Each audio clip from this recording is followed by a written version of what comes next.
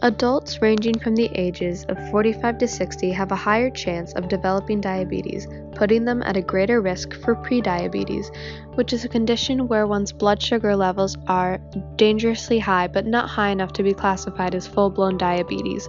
Prediabetes, if left untreated, can lead to heart attack, stroke, or type 2 diabetes.